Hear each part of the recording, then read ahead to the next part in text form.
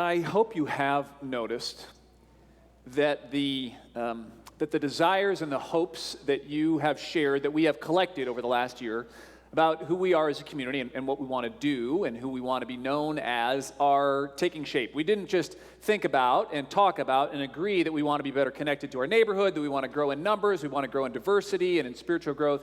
We have been taking steps to do that, and every time you take a step, it means a little bit of change, and it means seeing things from a different perspective, and that's healthy. That's great. We have obviously finished phase one of our capital campaign, which was to take a bell tower that was falling apart and make sure it is stable, at least for the next 50 years. We'll let the next generation deal with the next capital campaign.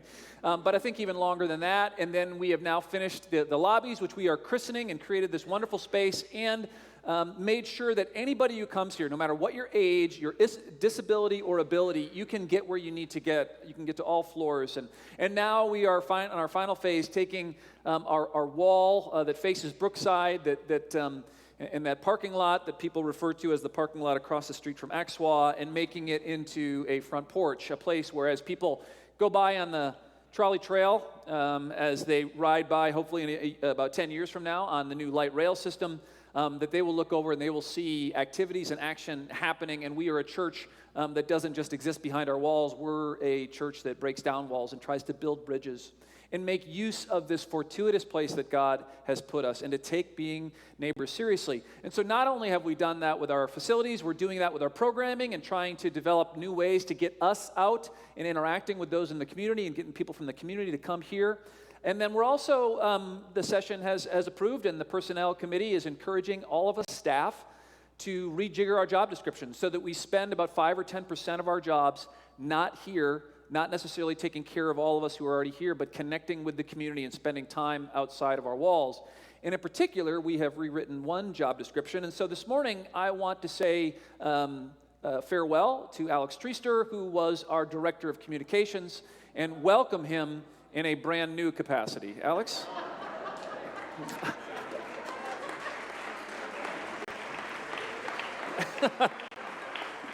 Good morning, everyone. How's everyone doing? Probably scared a few people, Paul. But thank you, Paul. I'm really glad we're doing this. Many of you know me. It's hard to believe that I've been here for 7 years now, serving as our communications director. And so most of you know that I'm the guy who keeps the marketing and communications trains running around here. And on Sunday mornings, I'm usually back there in the booth. Thankfully, Henry and Joshua are taking good care of us back there this morning. But I'm really excited about the expansion of my role to become not only Director of Communications, but Director of Community Partnerships. And so really glad to tell you a little more about that this morning. Well, and I think the thing that's interesting is that a lot of folks don't know your pre-Second life, and actually what's been taking place in your life just in the last year or so. So in what ways does your personal life kind of dovetail very well into what you're going to be doing here?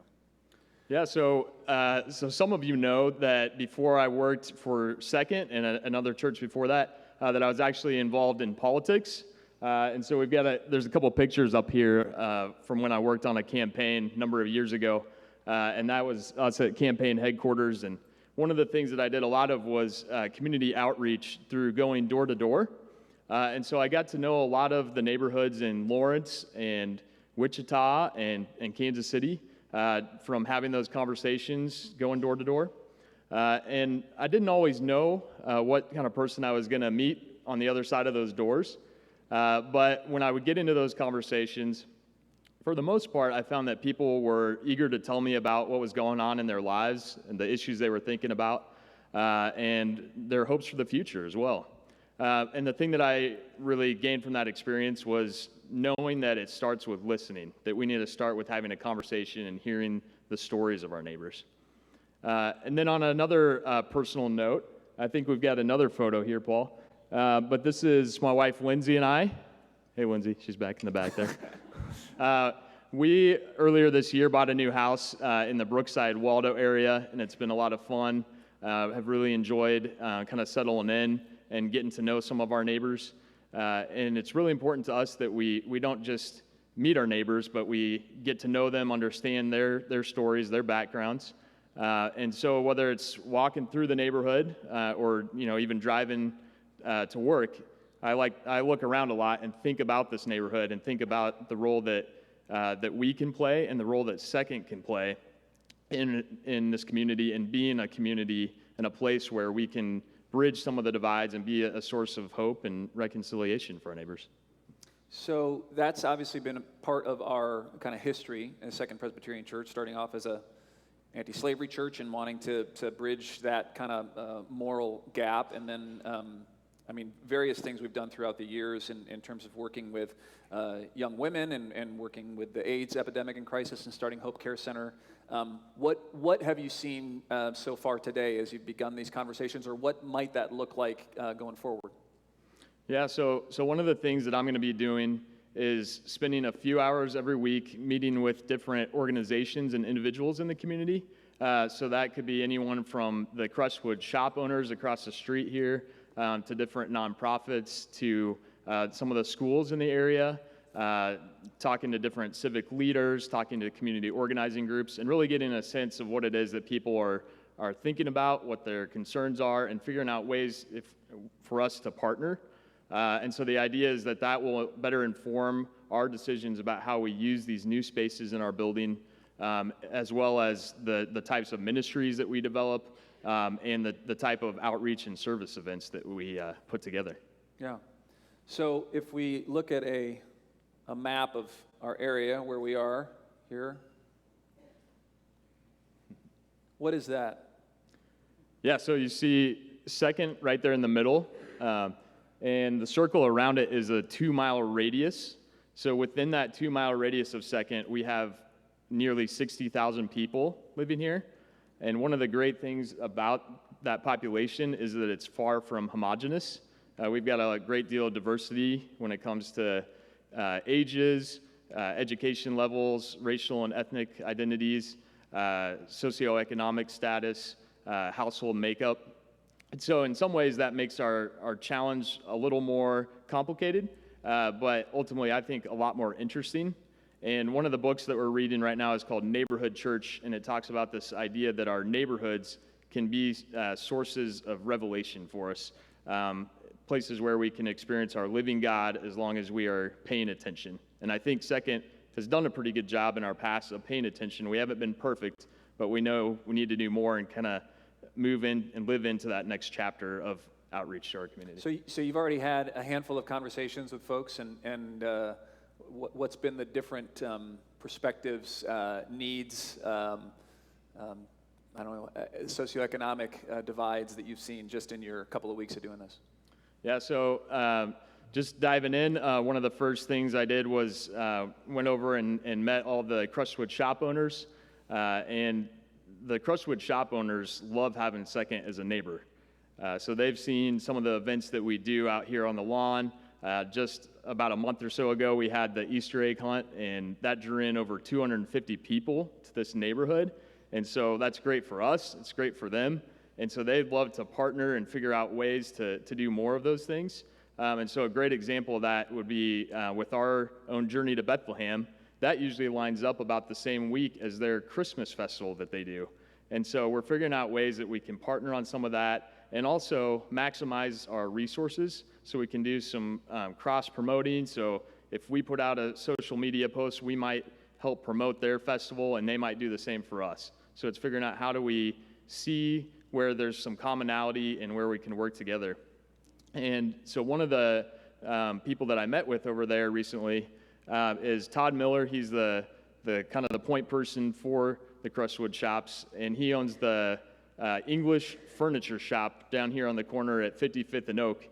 And was meeting with him, was waiting for him to finish up talking to a customer, and so was kind of looking around the shop. And one of the chairs I saw, if you're in the market for a 18th century luxurious English chair that goes for about $22,000, then you know where to go.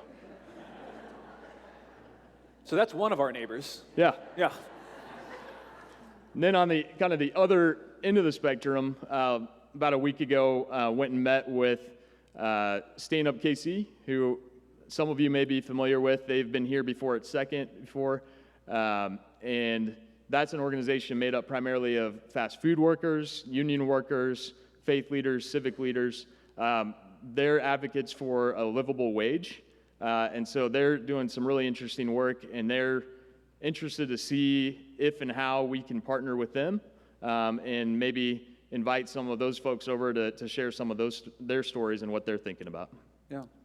I'm thankful, maybe some of you have noticed that, but our new chancellor for UMKC, he and his wife have been worshiping with us, and he and I got together and had breakfast the other day and talked about other ways that we can maybe do things together. So we're thinking about this, not just thinking about it, we're doing things to make sure that we are a community that's not a kind of a church that's a museum behind walls, but we're a mission center that's connected with the community. We're flowing out and caring, and people are coming here, and we can build those kinds of connections. Any final thoughts or things? Yeah, so one of the other things that this neighborhood church book talks about is the idea of abundance. And not all churches are great at recognizing the abundance that exists within the wider community. And we're really fortunate here at Second in that we have a lot of members, a lot of you are already connected in different ways in the community. So if you're a part of an organization, maybe you serve there during the week, maybe you have connections to people who are working on interesting things or serving in different ways in the neighborhood, that would be helpful for us to know about, for me to know about. And so we have a few clipboards there's a couple in the front pews here, I think. There's one down here. Would love for you guys to pass those around. And as it comes by, if you can think of a connection like that, would love for you to add your name, a way for me to get in touch with you, and any notes or information that would be helpful, and look forward to following up with you and thinking about how we can continue this outreach. Thank you, Alex. Yeah, thank you guys. Appreciate it.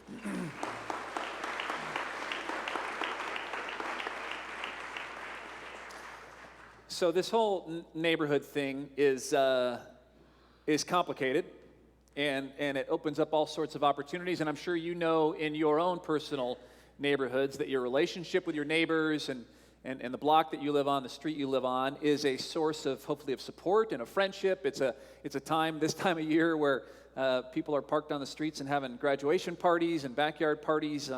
Hopefully, it's a helpful situation to be connected with a neighborhood like that, and for Second to be connected with a neighborhood like we have here. But neighbors are also, if we just be honest, are also annoying, and can be persistently annoying, and they can consistently not figure out how to do what everyone else seems to know how to do, kind of intuitively, right? So neighbors can be a big source of blessing and help and connection. They can also be one of our biggest sources of headaches.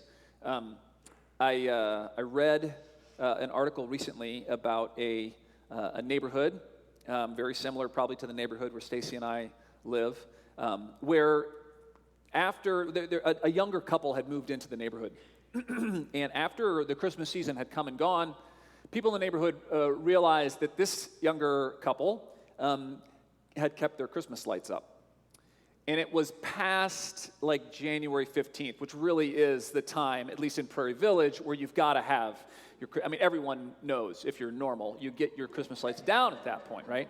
So there was a little bit of grace given to this new family and to the end of January, but then it moved into February and into March and into April, right? And so the conversations begin, the whispers, the questions, the wondering. One person said that they had seen, you don't see this couple very often, but when they saw them, they think they're probably Latino, and maybe Latinos have a different understanding as to when you put up and take down Christmas tree lights, and we're just going to have to educate them and help them to understand this. There was another additional problem in that they weren't necessarily caring for the front of their house the way that some of their neighbors would appreciate it, and so there was something there to talk with your neighbors about and wonder about this young couple. And then when you did see them, which you didn't see them very often, all you saw was the wife, and she would kind of come and go at different hours. And if you ever saw the man, he always looked a little bit, to be honest, hungover. And so there were a lot of things in this good neighborhood for the neighbors to complain and gossip about, and so they did, regarding this family and their green Christmas lights that they were keeping up. Except for one neighbor, and this neighbor, this kind of incessant and kind of annoying neighbor, didn't join the club. She determined that she wasn't going to sit around and think about why it was that this these neighbors kept their Christmas tree lights up or why it was and speculate and come up with conspiracy theories as to where they were from or what was going on. What she determined to do instead was to find any opportunity that she could, a reasonable opportunity, to go to their door and introduce herself and bring them something. So in February, she put together a little Valentine's box and walked over and knocked on the door and had a brief conversation with the woman and gave her a gift. And then at the end of March, she found another opportunity to go over and bring an Easter lily. And slowly, some rapport began to emerge. And finally, after about the third or fourth visit, they always just kind of had their conversations on the front porch, she said, well, we're standing right here. I'm going to go ahead and ask. Can I just ask you, I notice you've still got the green Christmas tree lights up. Why is that? And the woman says, with kind of a sigh, she says, oh, that's something that I learned from other spouses of veterans who have PTSD, that you put a green light over your door so that every time you come and go, you remember that there is hope and that new life will come. And it also sends a signal to other veterans and other people to know that there is a vet that is struggling in this house and for you to think about them and pray for them. Interesting, right? How we can weave yarns and ideas and thoughts and even make conclusions about people that are not based in reality, but simply on our own knee-jerk reactions, based on our own understanding of reality without maybe taking the time to listen to someone else's story. And in so doing, perhaps yourself be changed and enlightened and made more gracious. I was told this when I was younger, and it stuck with me, that it's a lot harder to hate someone if you've taken the time to hear their story. Just take the time to listen to their story. Help me to understand. I see that you are a curious child of God just like me. And I want to understand a little bit more about you, right? That's a hard part about being a good neighbor to those around you that don't fit in your mold, that maybe work from a different timetable or have a different understanding of what beauty is, right? It'd be a lot easier if we could just live with and be near people who believed the same things as us and kind of came from the same places as us and understood the same norms, when you take down your Christmas tree lights and how loud you play your music and what you do outside and what you do inside, right? But for some reason, God continues to put us in these places, whether it's in our nuclear families or in our neighborhoods or in our churches, where we are forced to rub up against people who do things vastly different than us, and we have an opportunity to either judge them or to be curious and to learn a little bit more about them. Now, I got a question for you. How many of you, if you're to be honest, raise your hands, if there's something that you do that bothers other people? Could you raise your hand if you're one of those people? Okay. If you can put your hand down. Okay, if there's something that you do on a regular or maybe semi-regular time period that deviates from typical, normal, cultural perfection. Is that you? Every once in a while you deviate from kind of what the culture says you're supposed to do, okay? So we're all a little bit annoying.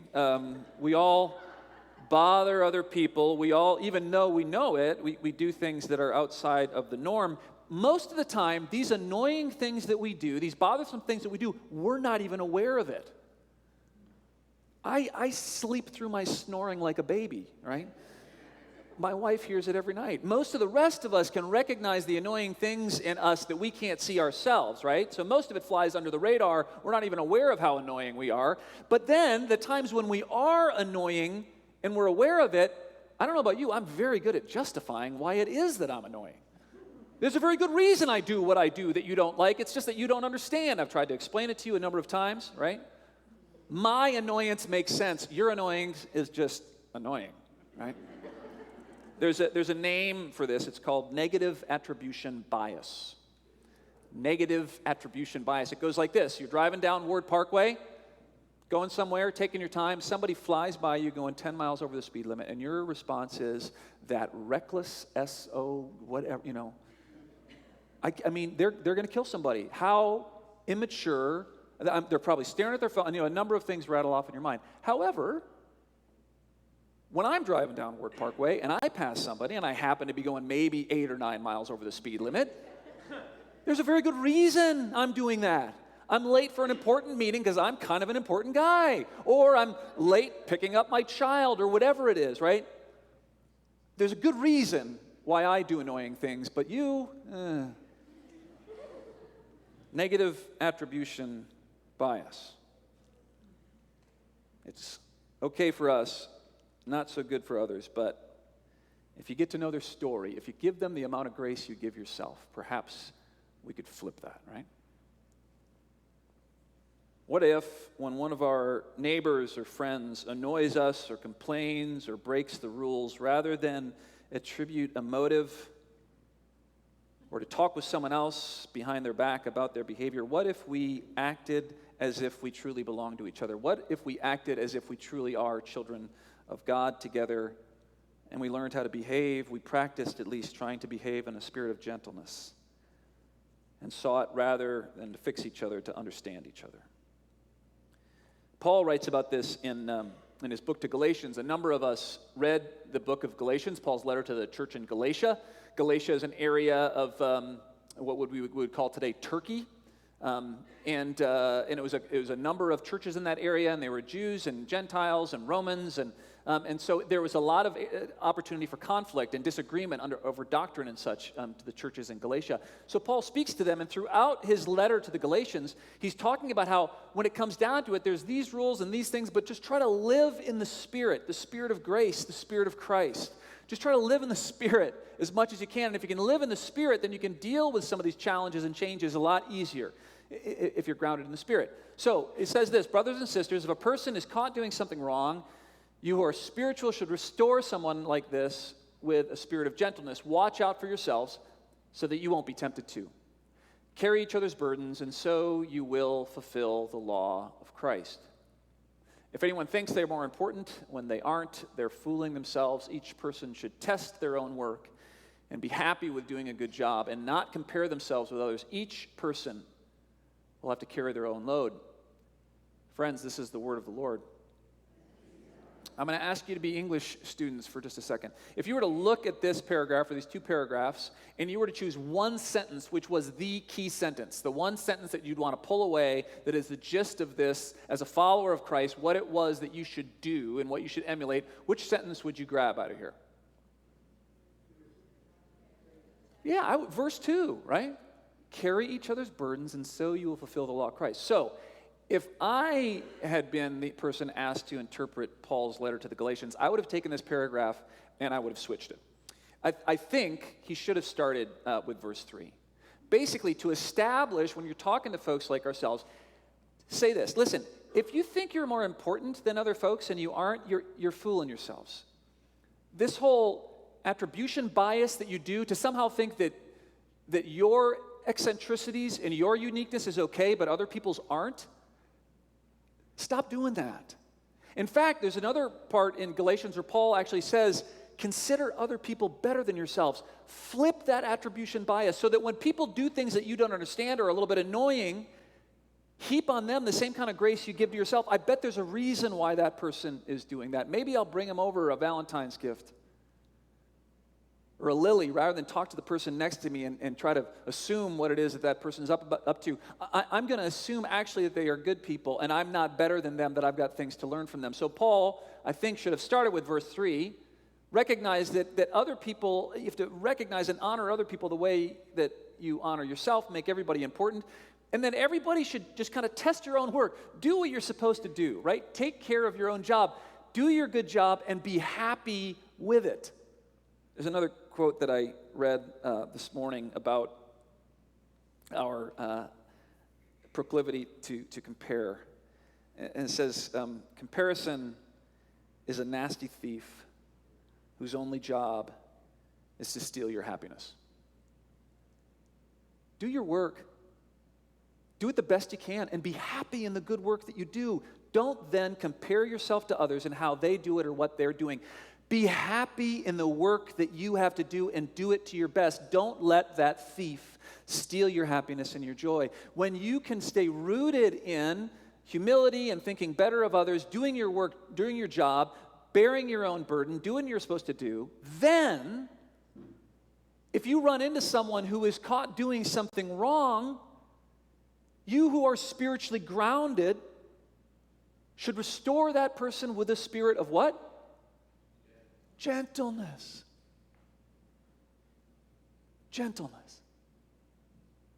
When we ourselves are rooted in Christ and we recognize the honor and the respect in the child of God that's sitting across from us or down the street or across the street, and we do our job and we take joy in what we're doing, when we find someone doing things that annoy us or are problematic or are wrong, if we can keep ourselves rooted in that spiritual place, our response is not to judge or to hate or to gossip, but to be moved to restore somebody to a spirit of gentleness, to recognize in their complaint, in their negativity, in their wrongdoing, a level of hurt or need or loneliness that you yourself can relate to.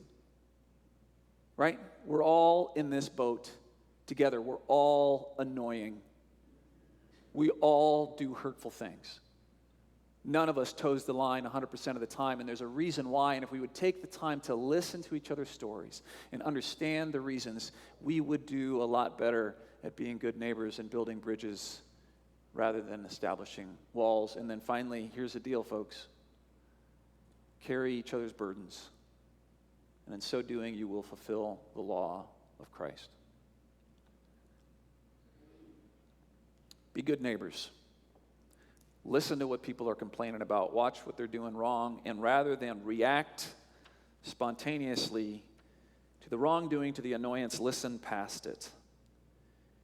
Hear the pain, hear the need, find ways that you can find commonality, and even perhaps be a part of a mutual healing process. Pay attention. Listen beyond your initial judgment and learn the deeper story and the lesson that Christ is trying to teach you both. I close with a story of a church in Harlem. It was a church that was established in the early 1800s at a time in Harlem when things looked different than they do today or even a few years ago. And this is a beautiful church similar to ours, not quite this big, but it had big, beautiful doors like ours do on the tower. And sometime in the mid-1800s, the congregation decided, to kind of as a sign of outreach, that they wanted to paint their big doors, they're probably actually bigger than ours, red, like firehouse red. Because they wanted everyone in the block to be able to see it, and when they were open, they wanted to know they were open, and just they wanted to make an impression. And so they bought these gallons of the same red paint, and they would every 5 or 10 years paint them again, and they held on to that paint to make sure that they kept this vibrant and welcoming presence in their block. Well, the attendance shrunk after decades and decades of shifting demographic trends. The neighborhood shifted. People moved out of town, different people moved in, traditions changed. And not that long ago, a new pastor came into town. She was replacing a pastor who had been there for over 30 years. Not sure exactly what to do with this church with the big red doors that found itself on a block that had shifted around her. And on her first Saturday in the new parish, she came to church early for an event and found that the big red doors of the church had been graffitied, spray painted, tagged. She thought, oh great, my first week. And so following worship the next Sunday, she invited everybody to come together. They got out the old buckets of red paint and they painted over the graffiti. They're like, what kind of deviance? I mean, who does this? Who tags a church door? Well, the next weekend, the same thing happened. Got there on Saturday, and the church doors were tagged, graffitied, and they painted over them again with their good old red paint. And this happened every week for 2 months in a row. They couldn't find the people. They couldn't catch them. They didn't know what was going on. They were doing a great job. And they met together as elders trying to figure out, and they were upset. They were frustrated with these kids who were desecrating their church, who were being disrespectful. Until finally, one of the older members of their elder team had a remarkable idea. He said, what if instead of restoring the church to its vibrant 1860 color every time the door gets tagged, we instead thought about what this church will look like in 2070 And rather than assuming the worst about these kids who are defaming our church, what if we put a welcome sign out front and assumed perhaps that God was even speaking to us through these annoying, troublesome neighbors? And so that Sunday after worship, they painted the doors white to create a clean palette and put up signs inviting people to come and tag or decorate the church doors in a way that reflected the needs and the hopes of their neighborhood. And they came. And they tagged the doors, and then the church leaders put up new signs and created new spaces. They ended up, in fact, opening up the church, and there was a fellowship hall that they hadn't used for some time, and they redid an entire wall, and they invited local artists to come into town, and they said on Saturday, we're going to invite everyone here, and anyone who's tagged our church, we want you to come as well, because we want to learn from you, and we want these local artists to maybe help you with your craft. And dozens of young people showed up, and they graffitied and tagged the inside walls of the church. A new ministry was born.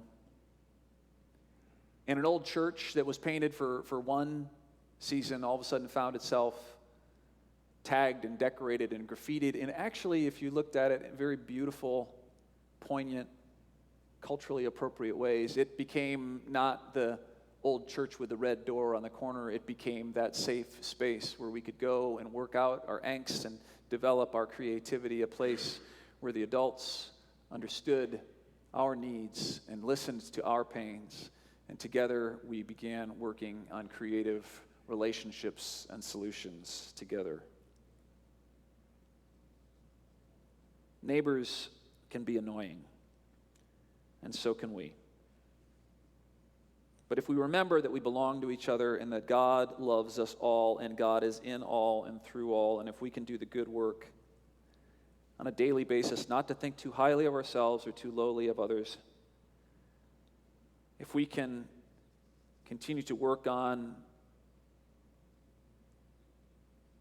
and get better at our opportunities that God gives us to listen rather than to correct, perhaps we can begin to see past the annoyances and work together to address the underlying needs and fears and misunderstandings in our lives and others that need to be healed and heard together. May God give us the grace in our own lives and in this place to be the neighbors God would have us be and bear each other's burdens together. Amen.